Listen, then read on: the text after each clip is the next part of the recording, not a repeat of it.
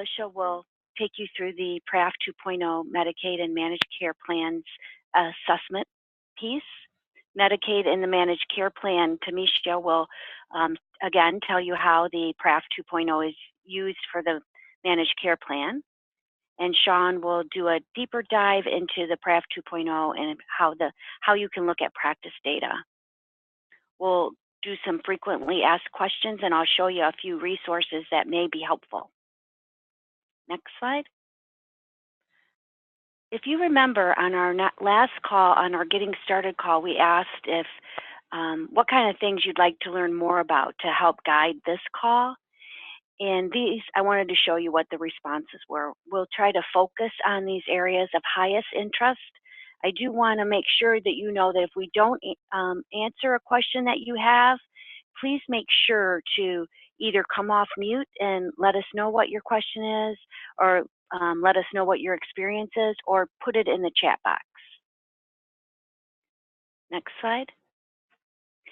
We're going to start out with a polling question, and this is this really is for only the practices where it's appropriate that you're completing a PRAF 2.0 on a patient. So the first thing I'd like to know about is, are you currently using the web-based PRAF 2.0? Yes or no? And again, only the people on the call who are from practices who it would be appropriate to submit a PRAF on a patient need to complete this. That's great, Kathy. And if you want to go ahead and answer that in the chat box, we will be recording all of your answers there. For the first question, just respond yes or no. And for the second question, you can put the number of the answer that best applies to you. Thank you. I'm assuming our polling feature isn't working. Sorry about that.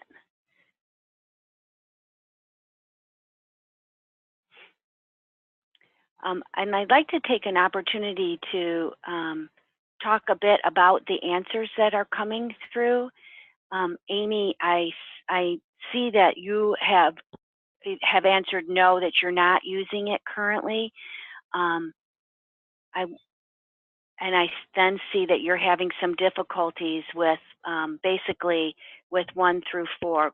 Would you want to come off mute and share with us what experience you've been having, to see if we can help walk you through, because I'm sure that others may be having the same type of experience or could learn from what problems you've had.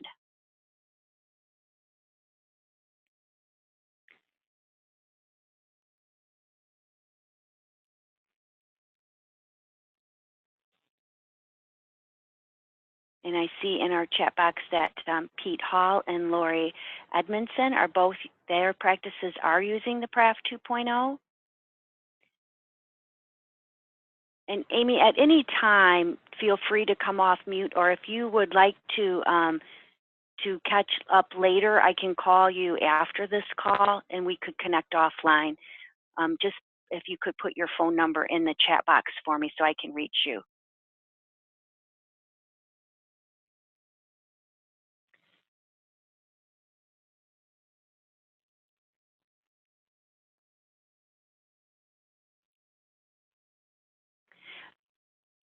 And Amy, Amy let us know she's not able to come off of mute right now, but that she was unable to submit a form. It would not let her go past the confirm prescriber detail page. And later on in the call, Amy, I think that we'll ask Sean if he can help answer that question as he's going through the PRAF document. Let's go ahead and go on to the next slide.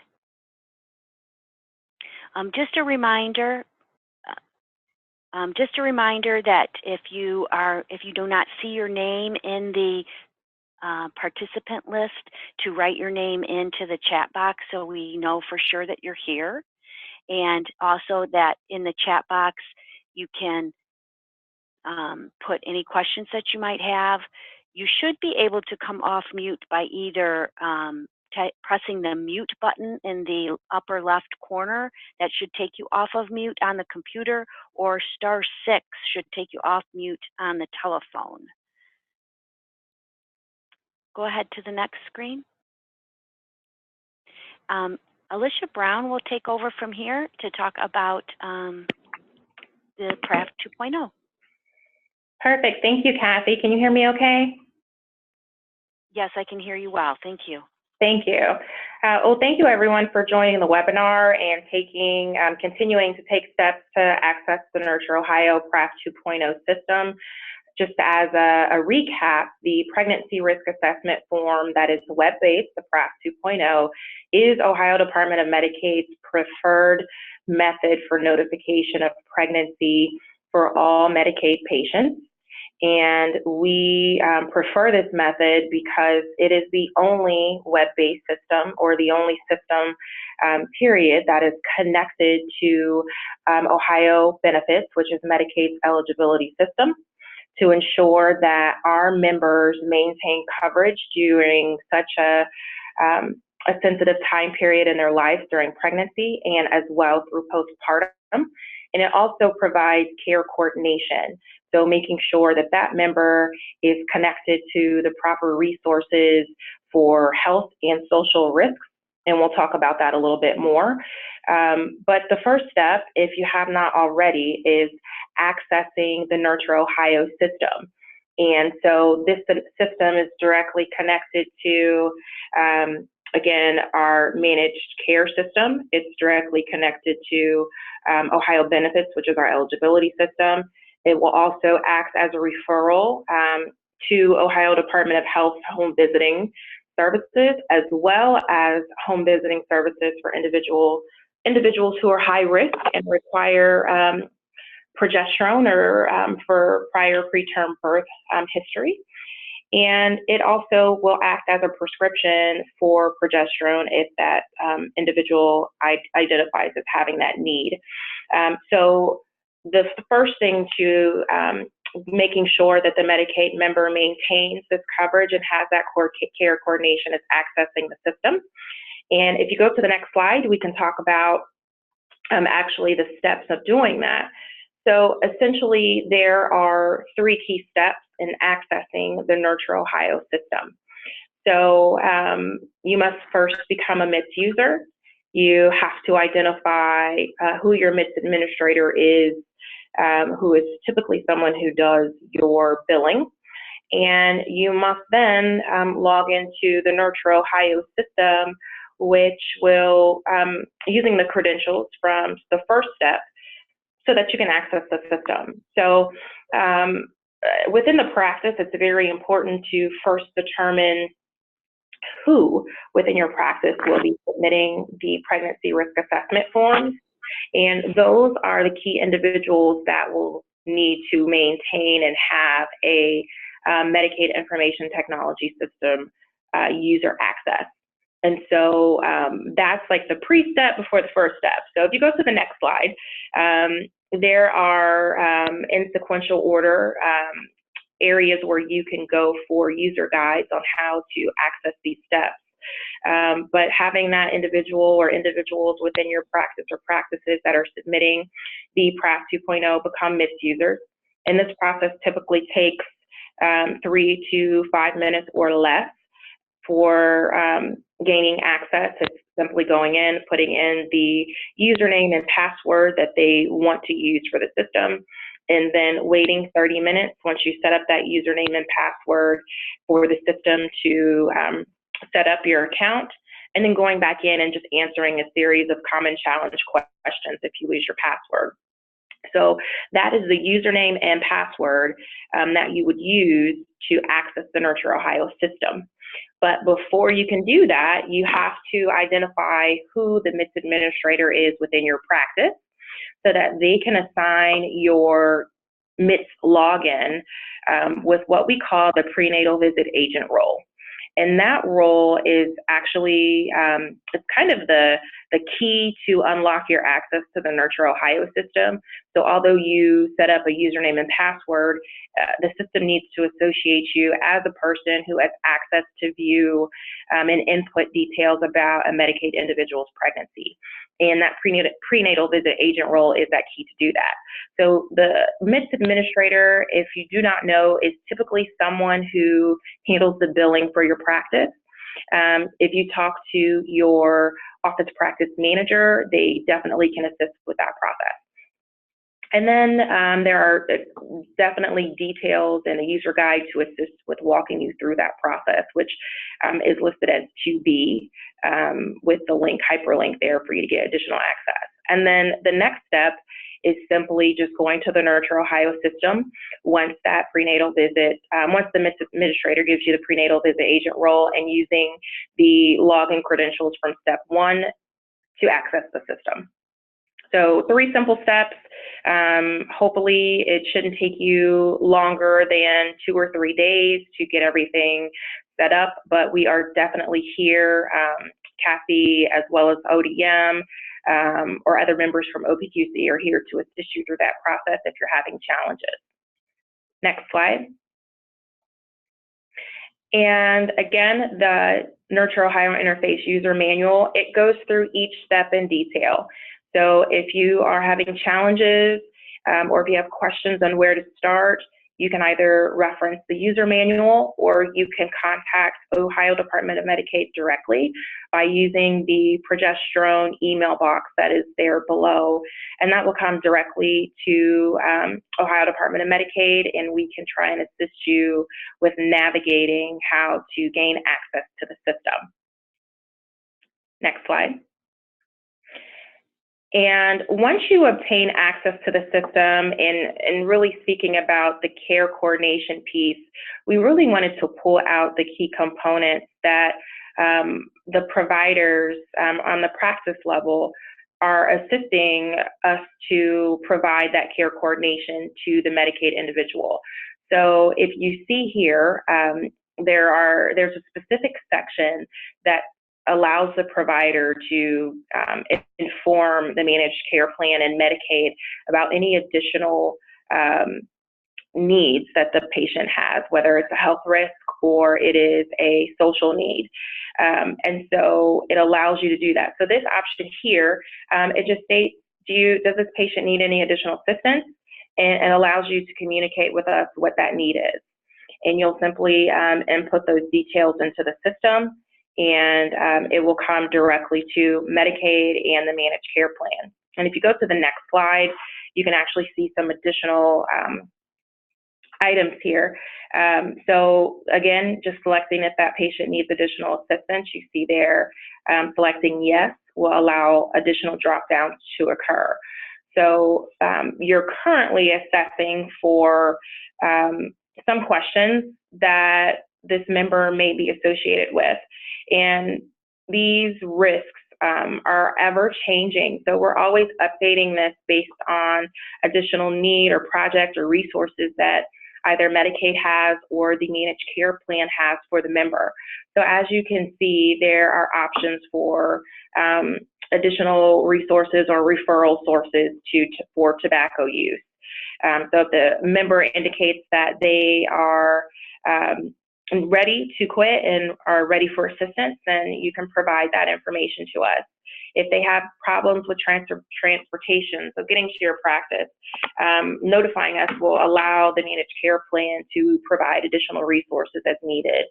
And, similarly for anxiety and different depression or bipolar disorders, it allows us to assess those needs so that the managed care plan, as well as Ohio Department of Medicaid, can assist with any additional referrals or care coordination that member needs to ensure that they have a healthy and successful pregnancy outcome. There's also a section for you to put other needs as well. So if there's something that's not listed, you have the option to type in those needs to flag the managed care plans of this person needs assistance. There's also, I don't know if it is on this slide or not, but there's also an option if there's can you go to the next slide? I think it might be on the next slide.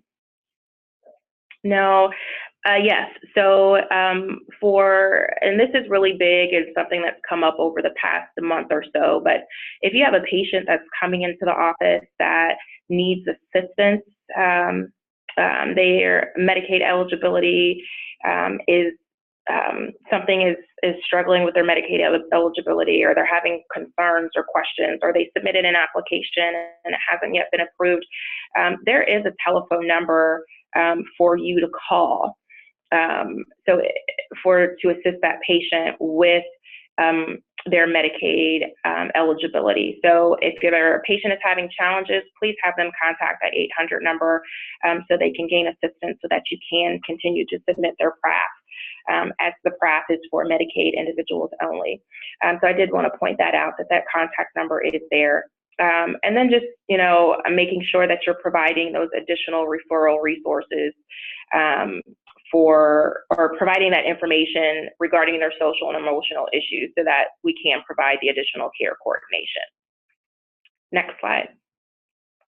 And if there are any additional options that you identify as a need, please let us know, and you can send that into the progesterone email box, and we can look and seeing what additional referral resources are available for that member, so that we can have that as a pre-selected item so you don't have to type that in. So kind of going into that care coordination piece, we thought it was very important to allow you to understand what occurs once the PRAF is submitted and you identify that there are some social and emotional needs, as well as health risks. And so we thought it would be very interesting to have one of our health plans, so we have Buckeye with us today, to inform you of what happens once they receive the pregnancy risk assessment form from your practice. So we have Tamisha Swallen here today to assist with presenting some of Buckeye's practices for the care coordination of any Medicaid pregnant individual that they receive a PRAF on. Okay, thank you, Alicia. Can you guys hear me okay? Yes. Yes. Okay, great. As Alicia stated, this is Tamisha Swallen, manager of our maternal health programs at Buckeye Health Plan. So I will give a brief overview of kind of what we do once we receive that PRAF from the Nurture website from the provider. And then I also have one of our very experienced care managers on the call if there are any specific questions about any specific community resources or things we are linking our members to. So we have that resource as well. So we can move to the next slide, please. Okay, so we have a dedicated team of staff that goes into the Nurture site each day and pulls out these PRAFs. Those are then taken and entered into our clinical documentation system. And our system will then generate a pregnancy risk score based on data we receive from that PRAF form in conjunction with our claims history. So once we get that score, we kind of prioritize outreach based on that score. So if that score from that PRAF or notification of pregnancy, if you will, indicates that mom is a high-risk pregnancy, we're going to outreach all of those members to assist with any need you have identified on that form and attempt to roll them into care management.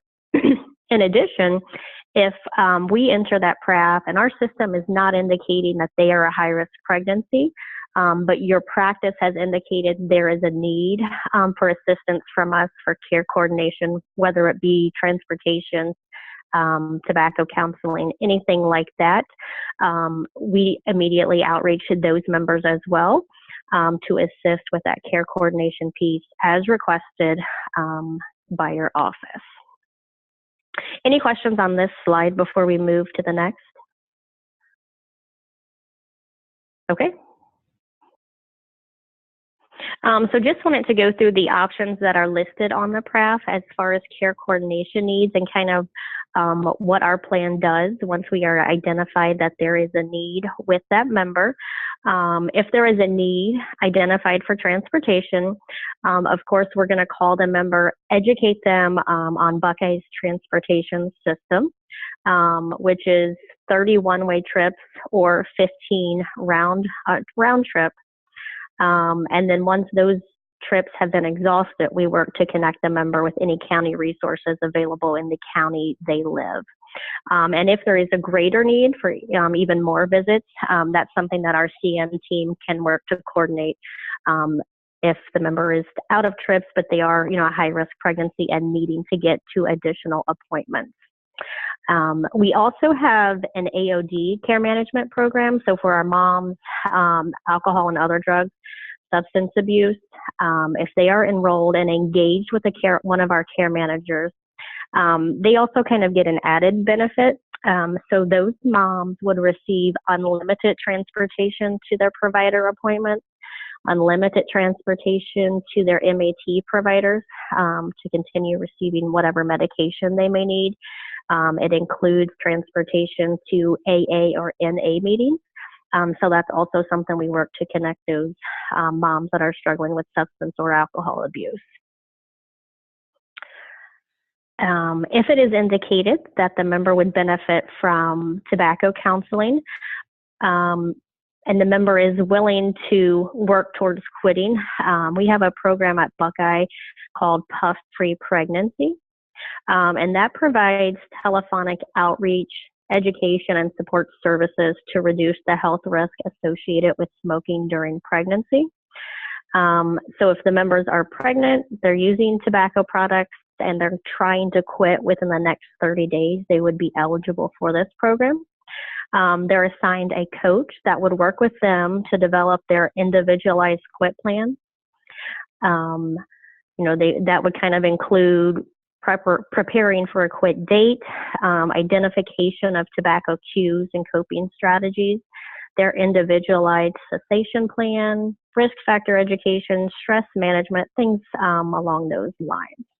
And throughout that program, their coach works with them to identify barriers to the care plan compliance and address any questions regarding tobacco cessation.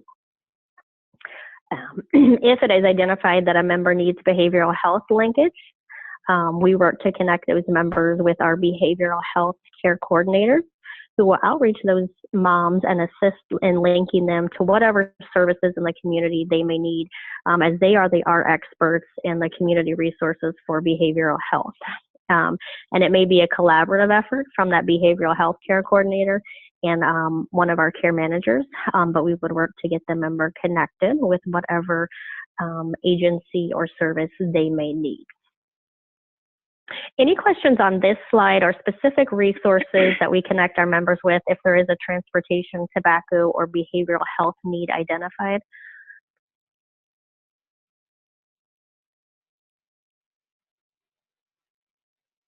Okay, next slide, please.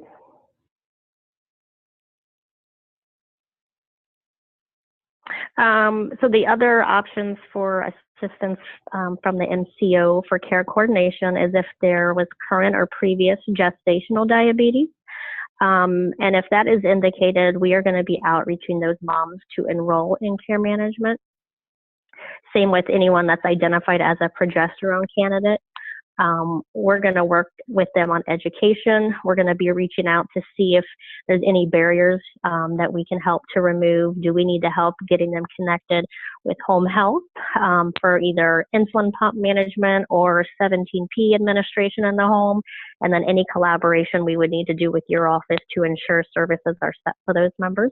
We would work to do that as well to ensure mom has all resources and needs from our end to assist in her having a healthy pregnancy. Any questions on that piece? Thank you, Tamisha. You're Remember welcome. that the questions, if you would like to come off mute, you should be able to do that on the computer or on your phone by pressing *6.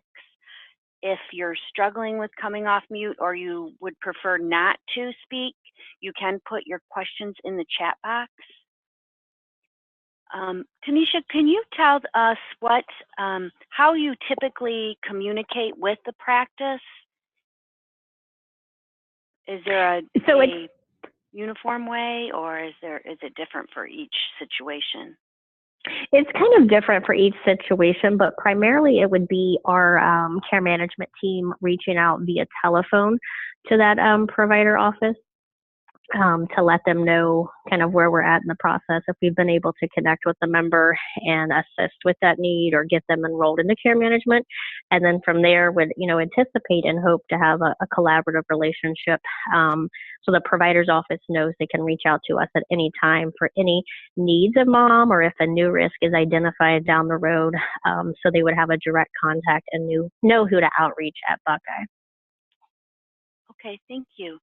And You're I welcome. see that Pete Hall has a question. He wrote in the chat box that he does have a question. Pete, can you come off of mute to ask your question? You should be able to press *6. Or Brianna, can we check to see if we can help Pete come off mute? All right, looks like Pete, you do have audio now, so go ahead and ask away. Yes, can you hear me? I sure can. Yes, I have a question about the Buckeye notification of pregnancy forms. It is my understanding that the PRAF form replaced all other Medicaid PRA forms, including CareSource Molina, for example. I was wondering if the PRAF form also replaced the notification of pregnancy forms for Buckeye. Yes, we would accept any form of notification. Of course, we are working to increase use of that PRAF form on the nurture site. So that is ODM's preferred method of notification. So we definitely accept that as notification, and incentives are paid for that submission the same way as our Buckeye forms that you probably previously used to fax as an NOP. Okay, so I guess my question is, we do not need to do both forms, right? That is correct. Okay. Well, anyways, I had called probably maybe a couple months ago, and Buckeye had told me to use both forms. So I just wanted to clear that up. Oh yeah, I apologize for the confusion. That may have been maybe member services or provider services that weren't well educated. And I've been working closely with our quality team and provider services to make sure they are aware of that, so I can make sure and take that message back. Thanks for that feedback. Great. Yeah. And one more question. Sure. It's about submitting a claim for the PRA forms or PRAF forms. It is my understanding that when we bill a claim for Buckeye, that we are able to use procedure code of 59899 and using a U1 modifier or a U2 modifier, depending on the trimester. Are we still able to bill those claims with that CPT code? Yes, all the claims are the same. Incentives are the same based on trimester, so no changes there. No changes. Great. Okay. Well, thanks for your help. You're welcome. And this is Alicia Brown from Ohio Department of Medicaid, and I just wanted to clarify as well. Thank you for bringing that up. For all of our contracted managed care plans, this form was actually developed in partnership with them. So you only have to submit the one pregnancy risk assessment form, or the PRAF. So you do not need to submit any other form. They have all agreed to accept and reimburse for the pregnancy risk assessment form. Thank you very much. Those were really great questions. Thank you, Pete. Thank we you. have another question in our chat box from Dr. Amy Flammer asking about Spanish speaking services. Dr. Flammer, can you come off of mute to explain a little bit further if you're asking if the pregnancy risk assessment form has a Spanish version, or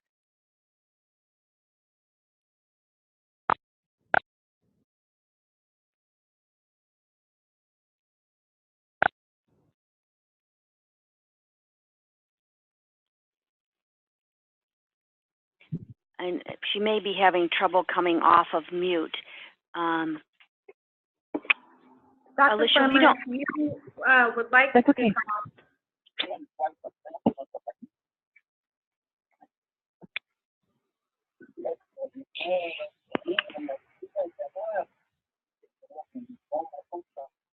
So it looks like we're having some audio issues with Dr. Farmer. So- Kathy, I'll work with her. Yeah, I'm wondering, so I'm reading the question too. So do you have Spanish speaking services?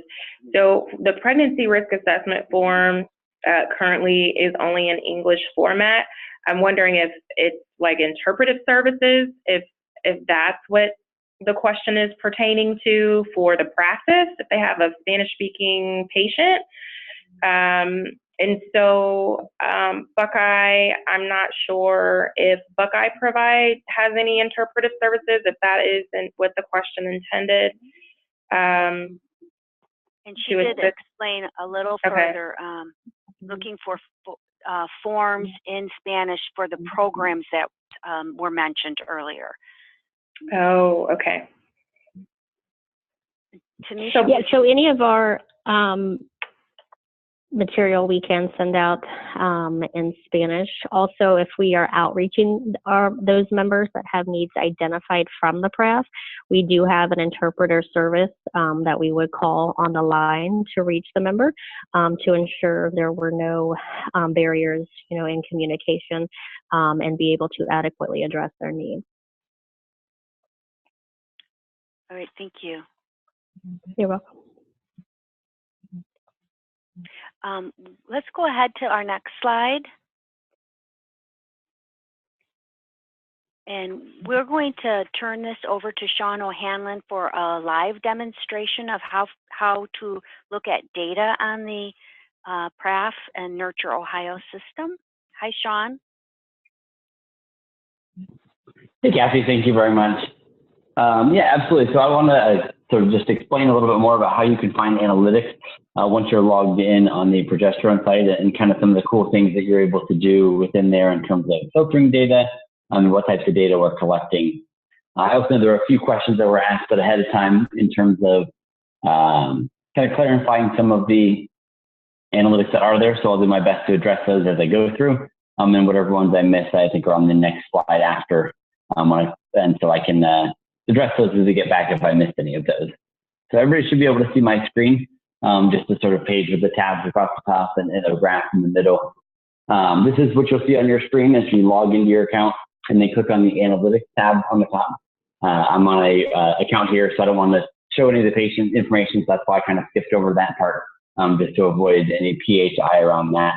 But I really wanted to make sure we had a site that had a good amount of data in here so you could really see some up-to-date information, kind of the variability you would expect to see as you come in here with your sites. And so the main screen you're going to see is this weekly measure screen, which you can see, clarify, it just has all data starting on every Monday. We do Monday through Sunday data.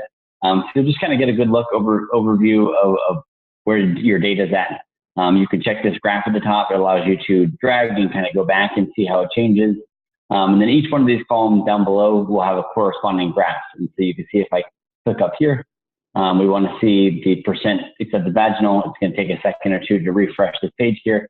And then you'll go ahead and get a new graph here. You can see in this case, it's 0% across the board, at least in recent times.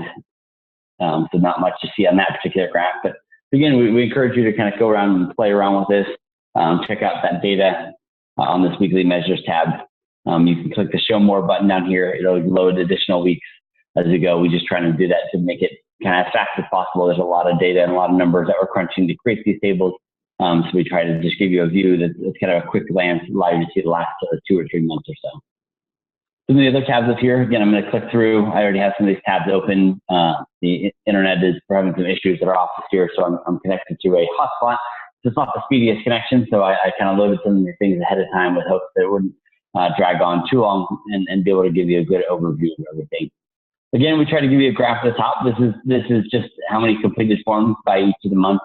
Just give you a quick thing there, as well as the in-process forms. So this means that for the month of February, this particular practice that we're looking at here had one form they started but never finished. It's still available there to be finished, and as soon as they do, whatever month it gets done in. So if they did it in April, we would go ahead and add to that number in April and drop that bar off for February.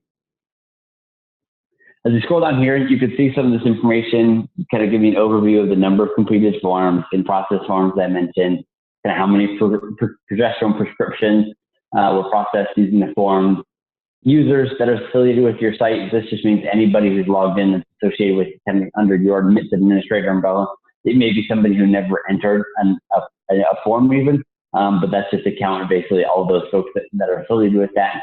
And then the number of unique practice sites.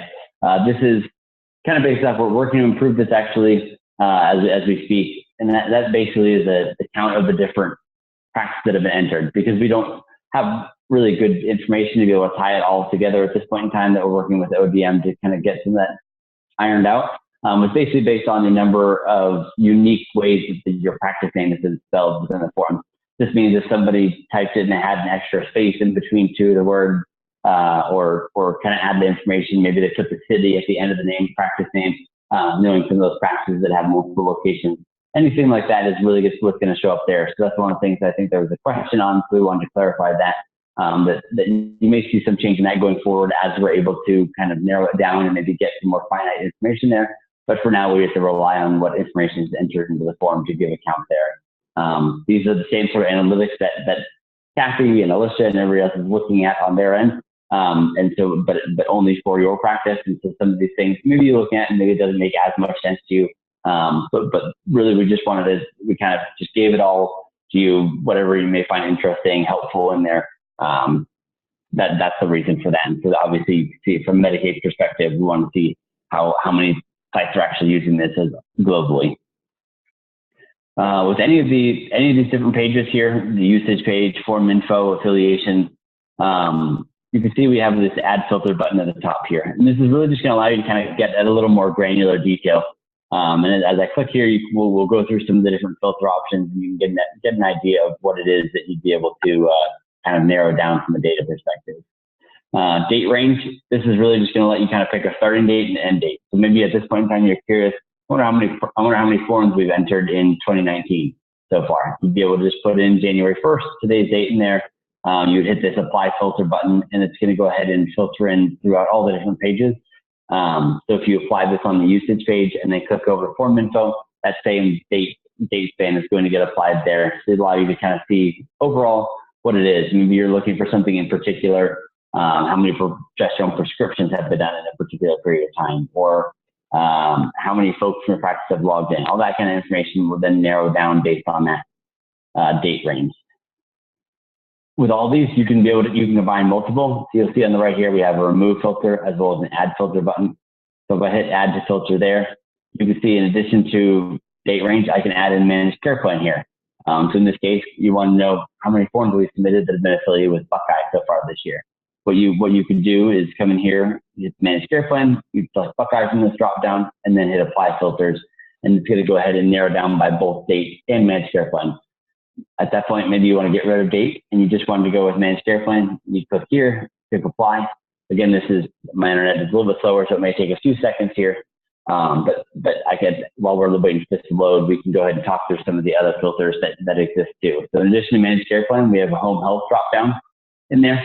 Again, the same idea as the managed care plan drop down, just going to filter around by how many managed care or what home health organization, that form was associated with. If you never indicated, because you never got past that progesterone question, because maybe this particular person was not a progesterone candidate, obviously we wouldn't have that information, so it's not going to be displayed here. So you'll really see a big drop if you use just that home health form. You really see a huge drop in numbers here. I would imagine you'll probably only see 5 or 6 completed forms down here below that have that affiliation. So you see here, we have 94 of those forms, over 1,000 that were Buckeye for this particular practice.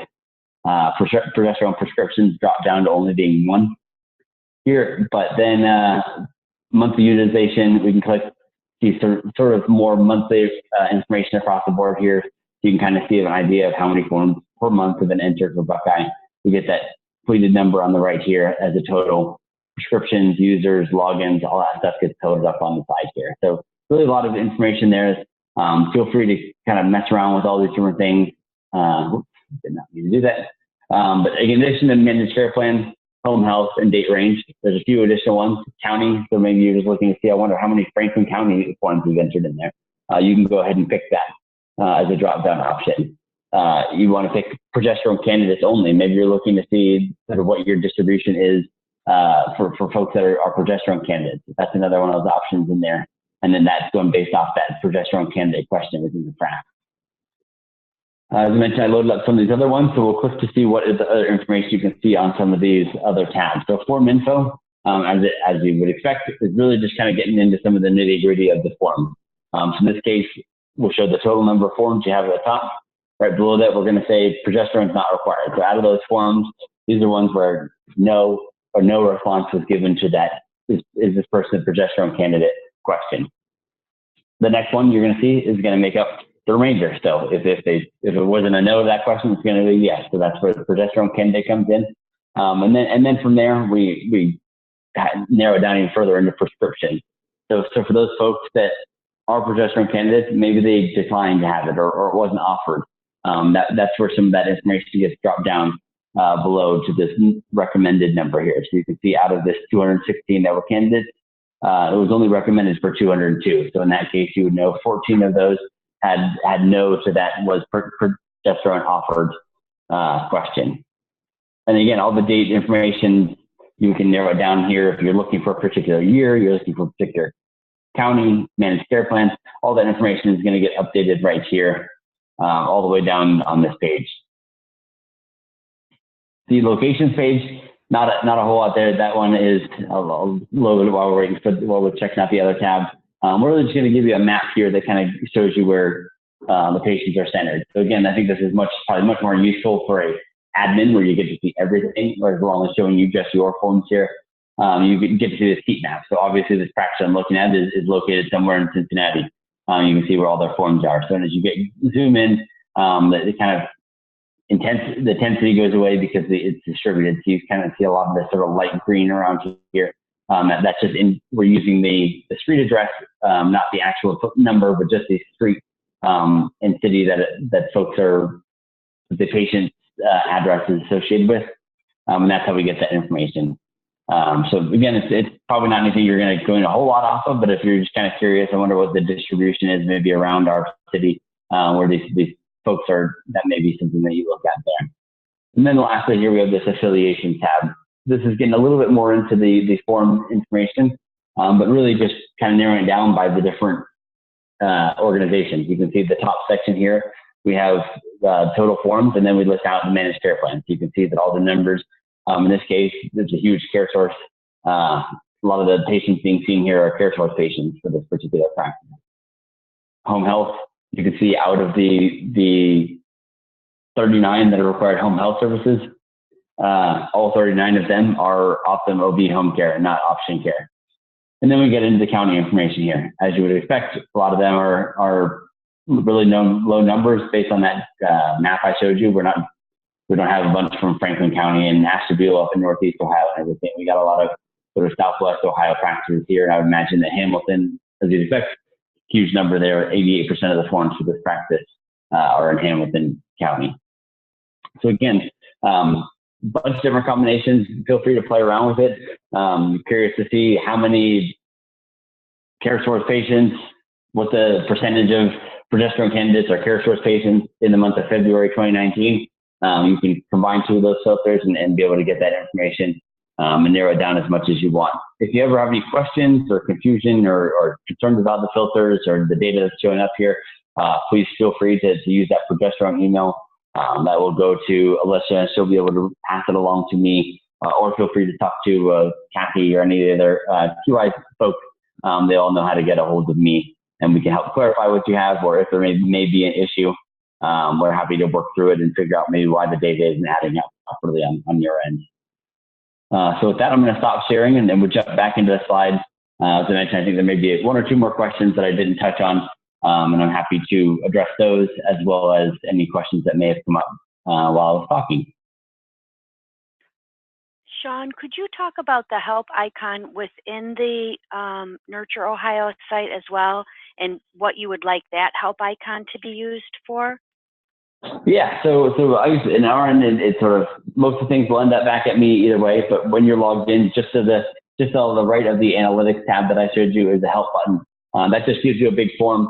You can type in a big couple sentences. You have multiple issues, feel free to throw them all in there. That go ahead and get sent straight to me. So that's an even quicker way to get a hold of me, and then I will reach back out and kind of work with you. Maybe to let you know why something's working, or hey, yeah, we know there's an issue, we're working on our end.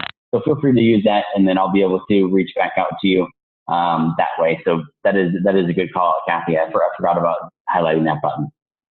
Thank you. Thank you. Can you go to the next slide? We have some questions, as well as I don't want to forget about Amy's question from earlier. Amy asked, from the question, I'm assuming, Amy, that you were able to get onto the Nurture Ohio site, but were not able to submit. We were not able to move forward in the site. And if we can help Amy come off of mute. But Sean, if anyone has a problem like that where they're having trouble, can you help her with how she should proceed with something like that? Yeah, absolutely. Obviously, if you're able to log in, you've reached that biggest hurdle. Use that help form and kind of let me know what's going on, what you're seeing, anything that one. I'll send you an email back. If you have a screenshot, ability to take a screenshot on your computer, most are able to do that now. That can often help too, because lets me kind of see what step you're on, what the issue is.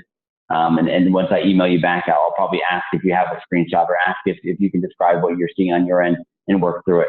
Obviously, at this point in time, there's thousands of different models of computers and browsers and operating systems and everything. And so we try to test as many as possible on our end before we sort of release anything. But there's no way that we're ever going to catch everything. So sometimes there are bugs that are specific to just sort of your situation on whatever version you're using, but Windows and whatever version of Internet Explorer you're using. There can be some issues. Maybe a button's not showing up where it should be showing up otherwise. And so usually not your case, usually not your fault. Usually it's something technology-wise. It's just some weird quirk, and so we're going to work through that all with you to get you what you need to do to submit a PRAF, and help you walk through that, whatever questions you may have around that. So again, if you're able to log in, utilize that help form. If it isn't a question I can answer, I'll probably pass it along to Kathy or Alicia to be able to help you out. But in most cases, I'll be able to help you out with anything related kind of within the Nurture Ohio website. So just to clarify, kind of technical issues that they might be experiencing with the site should go to you, correct, Sean? Yeah, exactly. Yep. Once you've logged in, if you're having trouble logging in, that's the progesterone email, which is plastered all over that login page. You'll be able to find it, and then help button, and on the information on the side. That's a great place to go for all that information, and that'll kind of connect you to Alicia, who will be able to help you with making sure your account's set up properly under your MIST administrator, or helping figure out who your MIST administrator may be, all that kind of stuff. But once you've logged in, I'm probably going to be, I'll be the one that's reaching out to you, and in most cases, I'll be able to help you. Thank you, Sean.